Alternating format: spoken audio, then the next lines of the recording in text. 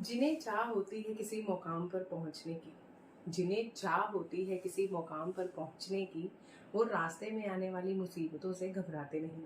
जी हाँ, मैं हूँ सीए निशा शर्मा और आ गई हूँ अकाउंट की क्लास एक बार फिर आपके लिए लेकर। अभी तक हमने अपनी प्रीवियस क्लासेस में जर्नल एंट्रीज को बहुत ही बखूबी, बहुत ही आसान तरीके से सीखा है, जिसको हम step by step her video में थोड़ा एडवांस्ड वर्जन सीखने की कोशिश कर रहे हैं। और मैं इसी कोशिश में हूँ कि जो भी मेरे स्टूडेंट्स हैं, जो भी मेरे सब्सक्राइबर्स हैं, जो अभी 11th में हुए हैं और अकाउंट से घबरा रहे हैं, वो मेरी वीडियोस देखकर अकाउंट्स को अपना सकें, अकाउंट्स को इंटरेस्टिंग वे में सीख सकें। इसीलिए हम बहुत ही स्लोली स्पीड में हर दिन कुछ ना कुछ नया लेकर आ रहे हैं, लेकिन हम भाग नहीं रहे। ठीक है, इसी के साथ हम अपनी अकाउंट्स की न्यू वीडियो शुरू करते हैं। होप करती हूँ कि आपने मेरी पिछली वीडियो ज़रूर देखी होंगी, क्योंकि जब तक आप पिछली वीडियोस के साथ अपना दारोमदार नहीं बनाएंगे तब तक आपको ये आज की वीडियो समझ नहीं आएगी। चलिए, let's get started the class with the new journal entries. आज की जो हमारी क्लास है उसके हम एक टॉपिक के बारे में सीखेंगे, जो टॉपिक है डिस्काउंट। ये टर्म हम सबने सुनी है, डिस्काउंट। डिस्काउंट का मीनिंग क्या होता है? छूट। ठीक है ना, हिंदी में इसका मीनिंग क्या होता है? छूट। अब देखिए, दो तरीके का डिस्काउंट है अकाउंटिंग में। दो तरीके का अकाउंट मेन हम डील करते हैं। एक को कहा जाता है कैश डिस्काउंट और दूसरा है ट्रेड डिस्काउंट। कैश डिस्काउंट और ट्रेड डिस्काउंट में क्या डिफरेंस है?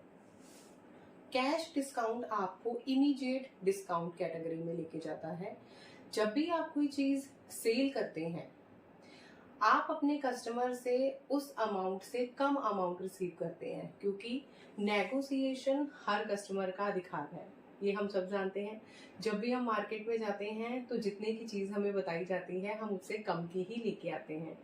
जो वो कम वाला पोर्शन हम दुकानदार को पे करके बहुत ही सेटिस्फाइड फील करते हैं ना, वो हमारा कैश डिस्काउंट गिना जाता है। ठीक है। ट्रेड डिस्काउंट हमें मिलता है क्वांटिटी पे। जब हम बल्क में क्वांटिटी खरीदते हैं, उस टाइम पे जो सेलर है वो हमें ट्रेड डिस्काउंट ऑफर करता है। और कैश डिस्काउंट, जैसे कि इसके नाम से ही क्लियर है, ये हमें अमाउंट में से लेस होकर इमीडिएटली मिल जाता है। अब इनमें सबसे बड़ा डिफरेंस कैश और ट्रेड डिस्काउंट में क्या माना गया है? कैश अकाउंट की रिकॉर्डिंग हम बुक्स ऑफ अकाउंट में करते हैं, मतलब हम इसकी जर्नल एंट्री अपनी बुक्स ऑफ अकाउंट में पास करते हैं। लेकिन जो ट्रेड डिस्काउंट है, ट्रेड डिस्काउंट हम कहीं भी अपनी बुक्स ऑफ अकाउंट में शो नहीं करते। इसका एक अलग से अकाउंट नहीं बनता। ये सिंपल हमारी अमाउंट जो हम एंट्री पास करते हैं डिस्काउंट की, उसमें से ही एडजस्टेड होकर ऑटोमेटिकली हमारी सेल में एडजस्ट हो जाता है। ठीक है, जिसकी जर्नल एंट्री हम आगे की वीडियो में करेंगे। इतना क्लियर हो गया? कैश, जिसको हम बुक्स ऑफ अकाउंट पे रिकॉर्ड करते हैं, कैश डिस्काउंट। ट्रेड डिस्काउंट को हम बुक्स ऑफ अकाउंट में अलग से ट्रेड डिस्काउंट के नाम पे रिकॉर्ड नहीं करते, लेकिन इसकी एडजस्टमेंट हमारे अमाउंट में हो जाती है। ठीक है, इसको हम एग्जाम्पल के साथ समझेंगे। एग्जाम्पल देखिए क्या है। Vikas sells goods of ₹7,500 and received ₹7,000। अब देखिए, इसी एंट्री के साथ हम दो तरीके से दो कंसेप्ट अकाउंट के हैं जो आज क्लियर करेंगे। कौन कौन से? एक तो सिंगल एंट्री। सिंगल एंट्री का मतलब क्या है? इंडिविजुअली हम इनकी दो एंट्रीज पास करेंगे, क्योंकि इसमें ट्रांजैक्शंस क्या हुई हैं?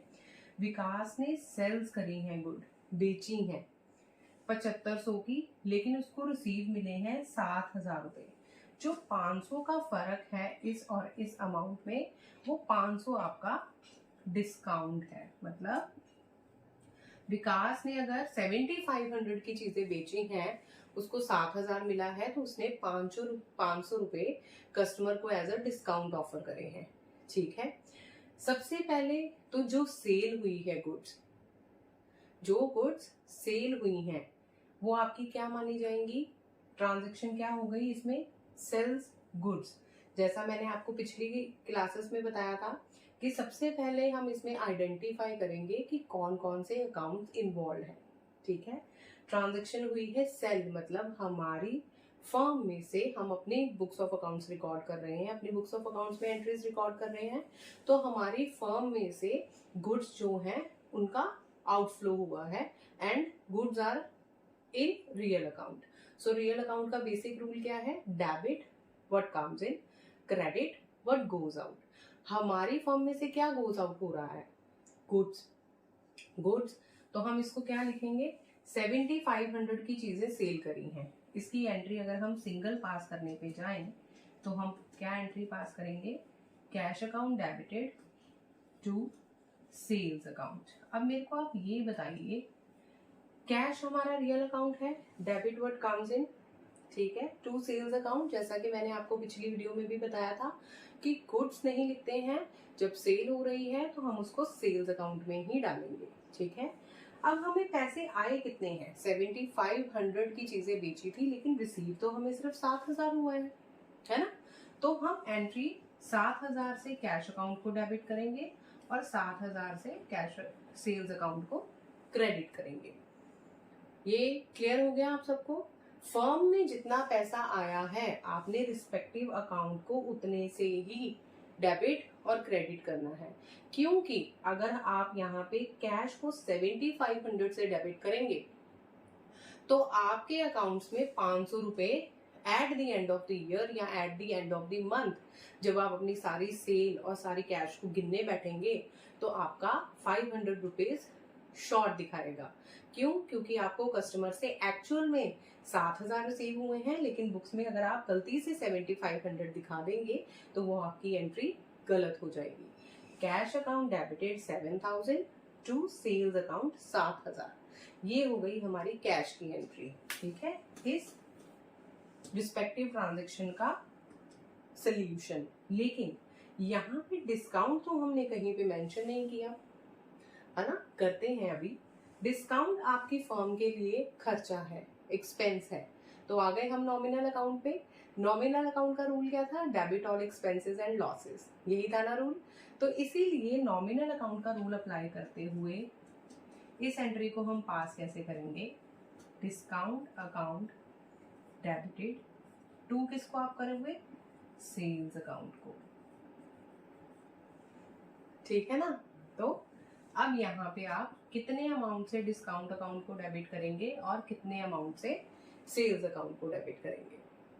500 से, क्योंकि हमने कितने का डिस्काउंट कस्टमर को ऑफर किया है? 500 का। ठीक है, देखिए अब हम इसका इफेक्ट देखेंगे हमारी बुक्स पे क्या आया है। कैश अकाउंट को हमने डेबिट किया है 7000 से और डिस्काउंट अकाउंट को हमने डेबिट किया है 500 से। तो रिस्पेक्टिव अकाउंट्स, कैश 7000 से डेबिट हो गया, हमारी बुक्स ऑफ अकाउंट्स में कैश की रिकॉर्डिंग आ गई 7000 से और डिस्काउंट की रिकॉर्डिंग आ गई 500 से। हमने अपना खर्चा बुक कर लिया 500 और इसका कॉरेस्पॉन्डिंग इफेक्ट जो क्रेडिट एंट्री पे आया है वो क्या आया है? टू सेल्स अकाउंट 7000 की चीजें उसने बेची, टू सेल्स अकाउंट 500, 7500 की चीजें उसने बेची हैं 7000 में। बुक्स ऑफ अकाउंट में आप सेल 7000 की रिकॉर्ड नहीं करेंगे, 7500 की रिकॉर्ड करेंगे, क्योंकि आपने वो चीजें 7500 की खरीदी थी, अपनी फर्म में रखी, आपकी फर्म में से 7500 की चीज निकली है, लेकिन मिला आपको 7000 है, जिसके सामने आपने डिस्काउंट रिकॉर्ड किया है। ठीक है ना? ये हो गई हमारी cash account debited to sales account and discount account debited to sales account. अब काफी बच्चों के दिमाग में ये क्वेश्चन अराइज होगा कि मैम जब हमने एंट्री पास की है discount account debited to sales account, तो यहाँ पे हमने कैश को क्यों नहीं क्रेडिट किया, है ना? ये क्वेश्चन सबके दिमाग में अराइज होगा। यहाँ पे कैश को क्रेडिट ना करने का सबसे मेजर रीजन जो है वो ये है कि हमने कस्टमर को कैश तो दिया ही नहीं, हमने अपने प्रोडक्ट के सामने उसको डिस्काउंट ऑफर किया है, जबकि हमारे फर्म में से एक्चुअल कैश आउट को नहीं हुआ। आपको ये बात समझ आ गई? हमने बाय हैंड कैश नहीं दिया, हमारी फर्म में से कैश नहीं पे हुआ, तो हम discount account debited to cash अगर लिखेंगे तो उसका मतलब हो जाएगा कि आपकी फर्म में से कैश कम हुआ है, जबकि एक्चुअल में तो ये पोजीशन है ही नहीं। तो इसकी एंट्री हो गई cash account debited to sales and discount account debited to sales. Hope करती हूँ आपको ये एंट्री अच्छे से क्लियर हो गई होगी। आप काइंडली इसको अपनी नोटबुक्स पे साथ साथ नोट करते रहिएगा, और इन केस अगर आपको कोई भी डाउट की सिचुएशन अराइज होती है तो आप मेरे से किसी भी टाइम पूछ सकते हैं। मेरे कमेंट बॉक्स में आप कमेंट कीजिए, मैं आपका कमेंट देखते ही आपको उसका रिप्लाई करने का ट्राई करूंगी। ये तो थी कैश डिस्काउंट की बात, जिसको हमने बुक्स ऑफ अकाउंट में रिकॉर्ड कर लिया। ठीक है, अब हम एग्जाम्पल किसकी लेंगे? ट्रेड डिस्काउंट की। ठीक है, एग्जाम्पल किसकी लेंगे? ट्रेड डिस्काउंट की। सबसे पहले इसी जो हमने प्रीवियस एंट्री पढ़ी है इसी को कंटिन्यू करेंगे। Ramesh sold goods of rupees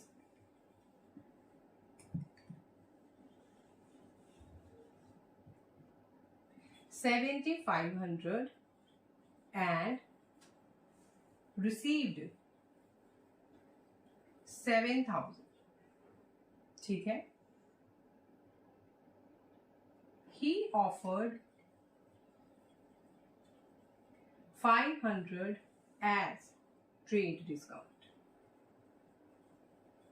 देखिए, ये मैंने आपको सिंपल पर्पस रखने के लिए, just to make your entry clear, मैंने ये एग्जाम्पल लिया है। अदरवाइज जो ट्रेड डिस्काउंट है, जैसा कि हमने पढ़ा है कि बल्क क्वांटिटी पे मिलता है, तो मोस्ट ऑफ द फर्म्स में क्या होता है, जो सेलर की डिस्काउंट पॉलिसी होती है उस पर डिपेंड करता है ट्रेड डिस्काउंट, और वो ज्यादातर परसेंटेज में होता है, 3%, 2%, 1%, 5%, 4%।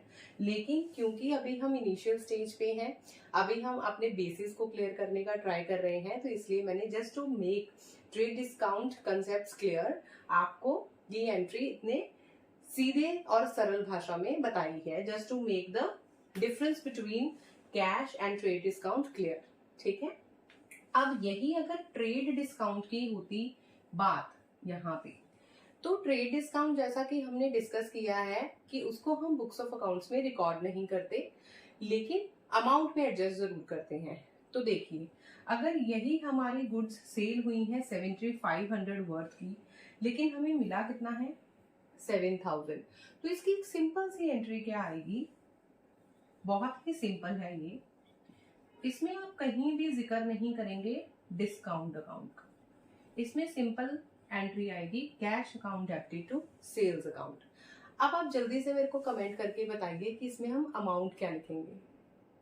जैसा कि हम वीडियो में डिस्कस कर चुके हैं कि यहाँ पर डिस्काउंट अकाउंट का जिक्र नहीं होगा, सिर्फ दो अकाउंट्स इन्वॉल्व होंगे, कैश और सेल्स, वो हो गए हैं। तो हम अपनी एंट्री किस अमाउंट से पास करेंगे? 7,500 से या 7,000 से? हम अपनी एंट्री पास करेंगे 7,000 नॉट विद 7,500। क्योंकि देखिए, कोई भी अकाउंटिंग एंट्री जब आप पास कर रहे हैं तो उसमें लॉजिक बहुत ही इजी है लगाना। रमेश ने गुड सेल की है 7,500 की और उसको रिसीव हुए हैं 7,000। जैसा कि मैंने अभी आपको बताया कि अगर आप यहाँ पे कैश अकाउंट डेबिटेड 7,000 की जगह 7,500 लिख देंगे तो आपकी फर्म में कंसिडर किया जाएगा कि 7,500 रुपए रिसीव हुए हैं, जबकि एक्चुअल में आपको कितने रिसीव हुए हैं? 7,000। आफ्टर 15 डेज, आफ्टर 20, 30 डेज जब भी आप अपने अकाउंट्स को मैनेज करने बैठेंगे, तो अगर आपने कैश अकाउंट में पोस्ट किया होगा 7,500, तो आपका कैश अकाउंट 500 ज्यादा दिखाएगा as per books of accounts, लेकिन आपका जो काउंटर रिसीट है, जो आपका गल्ला है, वो आपको 500 रुपए कम दिखाएगा। हो गया ना मिसमैच? इसी मिसमैच को खत्म करने के लिए हमने एंट्री पास करनी है cash account debited to sales account 7,000 से। क्लियर हो गया? कैश आया है 7,000 का और सेल्स हुई है 7,000 की। यहाँ पे कहीं पे भी हमने डिस्काउंट वर्ड यूज नहीं किया, क्योंकि ट्रेड डिस्काउंट को हम जस्ट एडजस्ट करते हैं in the amount, respective account में पोस्ट नहीं करते। क्लियर है? यहां तक आप सबको क्लियर हो गया होगा। ये तो बात थी हमारी कैश डिस्काउंट और ट्रेड डिस्काउंट की। हमने अपनी इनिशियल वीडियोस में बात की थी कि फर्म के बहुत से खर्चे होते हैं, जिसमें से हमने कुछ एक्सपेंसेस डिस्कस किए थे, और आज हमने डिस्कस किया है डिस्काउंट अकाउंट को। इसके अलावा देखिए, बहुत ही शॉर्ट रखते हुए अपनी इस वीडियो को, ताकि आप इजीली समझ सकें और कुछ छूटे भी ना, हम आज जो रिमेनिंग एक्सपेंसेस हैं, जैसे फर्म में कौन कौन से खर्चे हो सकते हैं, रेंट, उसके अलावा अगर आपने कमीशन दी है किसी को, ठीक है, उसके अलावा अगर आपके कुछ मिसलेनियस एक्सपेंसेस हैं, ऑफिस एक्सपेंसेस हैं, कोई भी टर्म जो आप यूज करते हैं अपनी फर्म में फॉर योर एक्सपेंसेस, सैलरी है, कुछ भी ऐसे खर्चे, काफी नाम हो सकते हैं, हम अपनी फर्म में अलग अलग नामों से एक्सपेंसेस को रिकॉर्ड कर सकते हैं, लेकिन देखिए ट्रीटमेंट तो एक ही रहेगा। हमने जस्ट एक गोल्डन रूल्स ऑफ अकाउंटिंग में से नॉमिनल अकाउंट के रूल को उठाना है, क्योंकि नॉमिनल अकाउंट का रूल ही डील करता है विद एक्सपेंसेस एंड लॉसेस। वो हमने क्या पढ़ा है? नॉमिनल अकाउंट का रूल है सिंपल, बताइए जल्दी से कमेंट बॉक्स में, debit all the expenses and losses, यही है ना रूल। अब देखिए,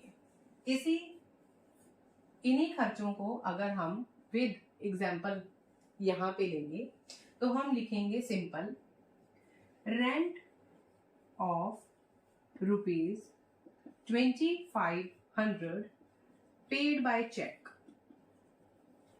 देखिए, अब इसमें एक न्यू चीज क्या ऐड ऑन हुई है, बताइए जल्दी से। इसमें एक न्यू चीज ऐड ऑन हुई है, बाय चेक। अभी तक हम अपनी प्रीवियस वीडियो में डिस्कस करते आ रहे थे कि जो भी हम एक्सपेंस कर रहे हैं, कंसीडरेशन में लिया जा रहा था कि वो कैश के थ्रू हो रहा है, लेकिन आज हमने इस एग्जांपल में लिखा है कि रेंट हमने 2500 का पे किया है बाय चेक, ठीक है।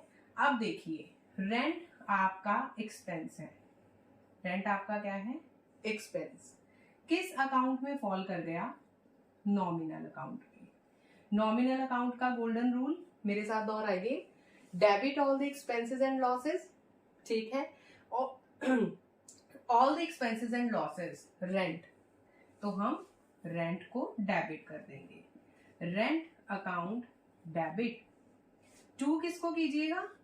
कैश को नहीं, यहां पर हम क्रेडिट किसको करेंगे? बैंक को, क्योंकि जो भी हमने पेमेंट करी है वो की है बाय चेक, यहाँ पे कैश इन्वॉल्व नहीं हुआ, यहाँ पर हमारे बैंक में से मनी का आउटफ्लो हुआ है।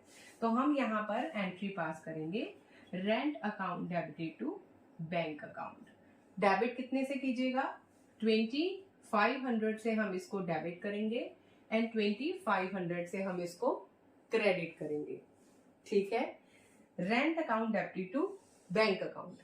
अब इसी चीज में अगर हम रेंट ना इन्वॉल्व करके यहां पर ले लेते हैं कमीशन, अगर आपको लिखा आ गया कि आपने 2500 की कमीशन पे की है बाय चेक, तो बहुत ही इजी है।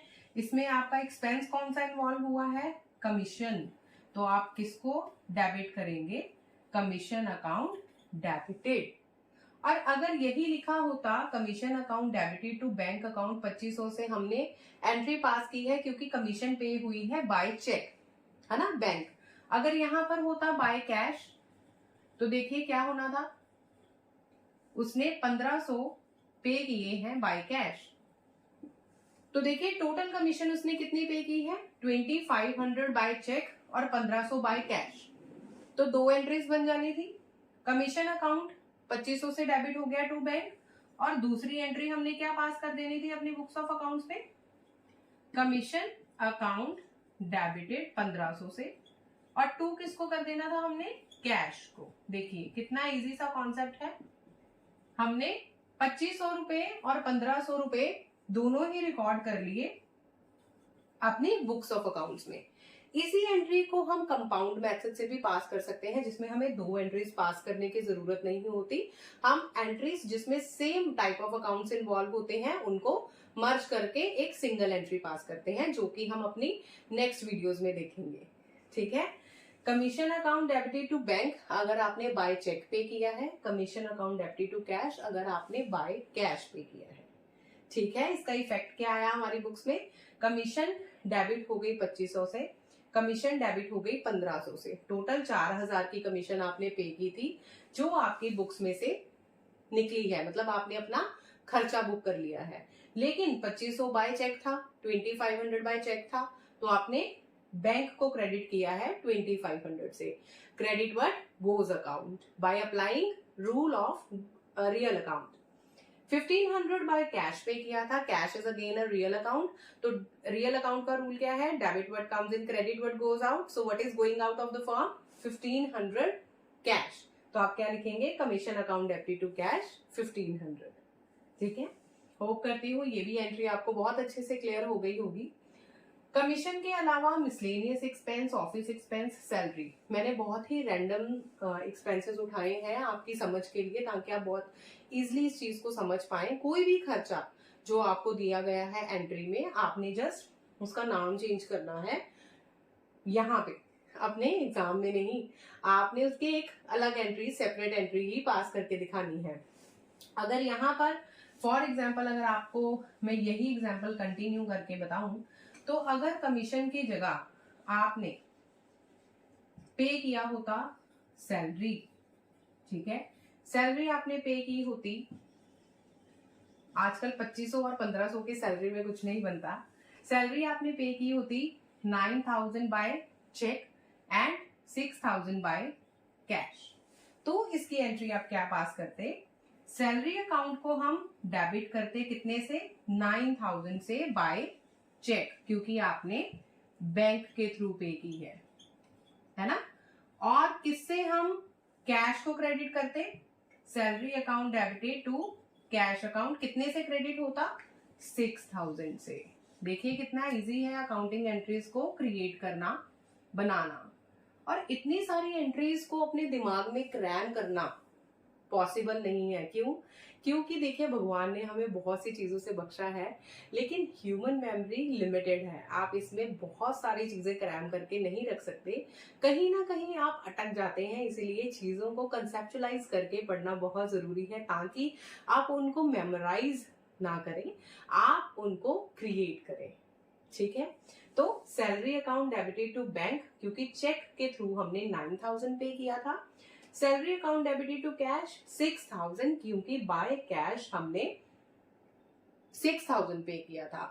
Again I am repeating myself कि हम जब भी कोई जर्नल एंट्री पास करें, चाहे वो कितनी भी डिफिकल्ट आपको लगे, आपने सबसे पहले अपने माइंड में गोल्डन रूल्स ऑफ अकाउंट, जो हमने अपनी स्टार्टिंग वाली 2-3 वीडियोस में दोहराए हैं, उनको अपने माइंड में लेके आना है और देखना है कि किसी भी जर्नल एंट्री में कौन से अकाउंट्स इन्वॉल्व हैं।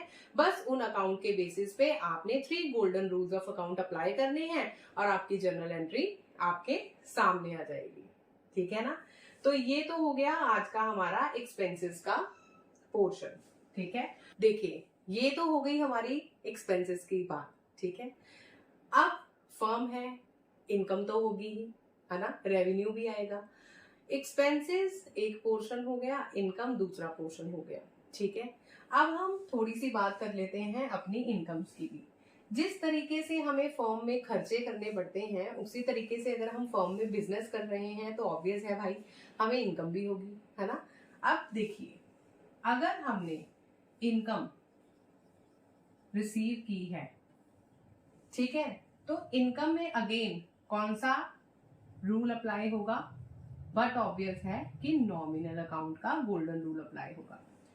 और नॉमिनल अकाउंट का गोल्डन रूल हमें क्या कहता है कि credit all the income and gains, यही कहता है ना। नॉमिनल अकाउंट का रूल हमें क्या कहता है, credit all incomes and gains. तो देखिए कितना इजी कॉन्सेप्ट, कितना इजी अकाउंटिंग फंडा है, जब हमें बता ही दिया गया है गोल्डन रूल्स ऑफ अकाउंटिंग में कि क्रेडिट करना है ऑल इनकम एंड गेन्स को, तो एक एंट्री का एस्पेक्ट क्रेडिट वाला तो क्लियर हो चुका है। बचा क्या, क्या बचा, डेबिट। डेबिट का कितना इजी फंडा है, जो हम received rent of ₹4,000 in cash. अब आप लोग इसकी एंट्री मुझे पास करके बताइए by applying golden rules of accounting, क्या होगी इसकी एंट्री, जल्दी से कमेंट बॉक्स में बताइए। जिसका कमेंट बिल्कुल सही होगा उसको लाइक मिलेगा। चलिए इस एंट्री को सॉल्व कैसे करेंगे। रिसीव किया है रेंट, कितने का, 4,000 का बाय कैश। क्या इन्वॉल्व हुआ, रेंट रिसीव हुआ है, इनकम है, नॉमिनल अकाउंट, ठीक है। कैश रिसीव हुआ है, इनकम है, रियल अकाउंट। रियल अकाउंट का रूल आपने क्या पढ़ा था, डेबिट वर्ड कम्स इन, ठीक है ना, डेबिट वर्ड कम्स इन। हमारी फर्म में हमें क्या आ रहा है, कैश। और नॉमिनल अकाउंट का रूल हमने क्या पढ़ा है, credit all incomes and gains. Simple, देखिए credit all income and gains में सबसे पहले आप क्रेडिट किसको कर देंगे, टू रेंट अकाउंट। कितने से करेंगे, 4,000 से। क्लियर हो गया। Cash, debit word comes in, firm में क्या आ रहा है, कैश, तो आप किसको डेबिट कीजिएगा, कैश को। तो आपकी एंट्री क्या हो गई, cash account debited to rent account. देखिए कितना ही इजी है, सिर्फ और सिर्फ गोल्डन रूल्स ऑफ अकाउंटिंग, जिसको मैं बार बार अपनी सारी वीडियोस में कहती हूँ कि golden rules of accounting are the base of your accounting subject. अगर आपको अपने अकाउंटिंग सब्जेक्ट को कंसेप्चुलाइज करना है तो you have to memorise golden rules of accounting, और आपको उसको अप्लाई करना भी आना चाहिए, ठीक है। उनकी एप्लीकेशन के लिए आपको मेरी प्रीवियस वीडियोस को देखना बहुत जरूरी है। Cash account debited to rent account 4,000। यही अगर आपको रेंट की जगह कमीशन रिसीव हुई होती, हम एग्जांपल ले रहे हैं ना कि कितने ही तरह के इनकम्स हमें मिल सकती हैं। Received commission of ₹4,000 in cash, तो बहुत ही इजी है, हम एंट्री क्या पास करते, cash account debited to commission account. आपको अकाउंट्स की एंट्रीज पास करते टाइम ये याद रखना बहुत ही ज्यादा जरूरी है कि जो अकाउंट इन्वॉल्व हो रहा है उस रिस्पेक्टिव अकाउंट को ही हम डेबिट या क्रेडिट करेंगे, ठीक है। Cash account debited to commission account 4,000, ये हो गई आपकी एक सिंपल सी जर्नल एंट्री, ठीक है। इसी के साथ हम आज की क्लास को वाइंड अप करेंगे। मैं आपकी इजाजत चाहूंगी और होप करूंगी कि आप जरूर अपनी सारी अकाउंटिंग वीडियोस को रिवाइज करें, ताकि रिवीजन के बेसिस पे आपके कंसेप्ट्स पक्के होते जाएं और पक्के होने के साथ साथ आपकी प्रैक्टिस भी बरकरार रहे, ठीक है। तो इसी के साथ हम वीडियो को एंड करते हैं। किसी भी डाउट की सिचुएशन में आप मुझे कमेंट करना मत भूलिएगा, और अगर आपको वीडियो यूजफुल लगती है तो बेल आइकन को प्रेस करके सब्सक्राइब करना ना भूलिएगा। इसी के साथ मैं आपकी परमिशन चाहती हूँ इस वीडियो को वाइंड अप करने की। कल मिलूंगी मैं आपसे नई वीडियो के साथ, नई जर्नल एंट्रीज के साथ। Thank you so much.